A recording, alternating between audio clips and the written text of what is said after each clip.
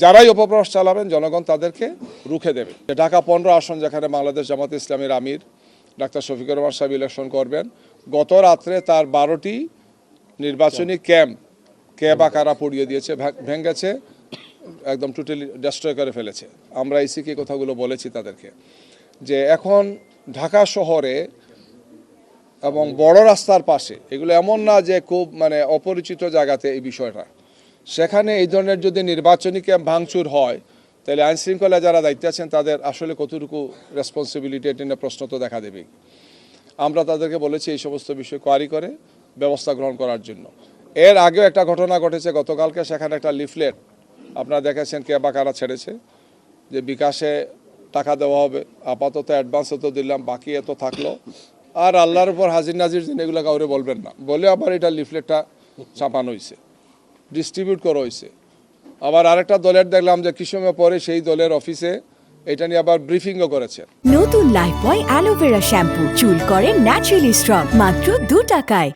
কিছু সময় পরে সেই দলের পক্ষ থেকে এখানে এসে আবার বলতেছেন যে একটা বিশেষ দলের পক্ষ থেকে টাকা বিতরণ করা হচ্ছে। এগুলা কি কোইন্সিডেন্ট, একটার সাথে একটা রিলেটেড কিনা? কি নাটকগুলো সাজানো হচ্ছে, ব্রিফিং করা হচ্ছে, পরিস্থিতিটাকে ঘোলাটে করার চেষ্টা করা হচ্ছে। এই ধরনের ঘটনা আগেও কিছু ঘটেছে গিয়ে। আমরা আশা করি যে এই ধরনের অন্যায় এবং অন্যায্য পদক্ষেপ কেউ গ্রহণ করবেন না। আপনারা আরেকটা ঘটনা আজকে দেখেছেন যেটি মিডিয়াতে ব্যাপকভাবে এসেছে যে আমাদের একজন জেলা পর্যায়ের দায়িত্বশীল তিনি ঢাকা থেকে গিয়েছেন, তিনি ঢাকা এয়ারপোর্ট থেকে তিনি সৈয়দপুর এয়ারপোর্টে গিয়েছেন এবং সেখানে একটা নাটক সাজানো হয়েছে। এটা একটা সুনির্দিষ্ট সুস্পষ্ট নাটক। তিনি যখন ঢাকা এয়ারপোর্ট থেকে অর্থাৎ শাহজালাল বিমানবন্দরের অভ্যন্তরীণ টার্মিনালে যান, তখন তার সাথে সেখানে কর্তব্যরত অফিসাররা দেখেছেন তার সাথে যে ব্যাগ ছিল, সেখানে তার সাথে টাকা ছিল। যেহেতু এখন ব্যাংক বন্ধ, সব কিছু বন্ধ, একজন তার ব্যবসার কাজে তিনি যেতেই পারেন, নিতেই পারেন আভ্যন্তরীণভাবে, এটা কোনো ধরনের কোনো অসুবিধা নাই, আইনে কোনো ব্যত্যয় নাই।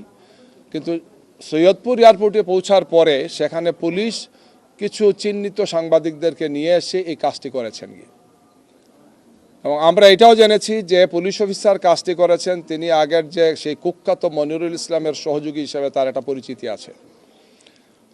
তো একজন বয়স্ক ব্যক্তি, একজন শিক্ষক, একজন দায়িত্বশীল ব্যক্তি, একজন অসুস্থ ব্যক্তি, তাকে এই ধরনের নাজেহাল করা হয়েছে, হেনস্থা করা হয়েছে, মেন্টাল টর্চার করা হয়েছে। তিনি অসুস্থ হয়ে, আপনারা জানেন, এখন তিনি রংপুর হাসপাতালে আছেন।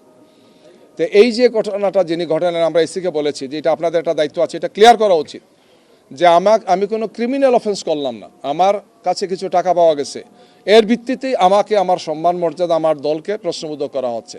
এর অর্থ হচ্ছে এটাই যে একদল লোক যারা মনে করছেন যে জনগণের সমর্থন তাদের প্রতি নেই, তারাই এখন ছলে বলে কলে কৌশলে আমাদেরকে জনগণের সামনে ভিন্ন রূপে উপস্থাপনের জন্যে আমাদের মর্যাদাকে, আমাদের দলের মর্যাদাকে, আমাদের সম্মান ইজ্জতকে, জনসমর্থনকে প্রশ্নবোধক করার জন্য একটা হীন অপপ্রয়াস চালাচ্ছেন, একটা ঘৃণিত অপপ্রয়াস তারা চালাচ্ছেন গিয়ে। অতীতেও ফেসিবাদ থাকতেই কাজটি করেছেন।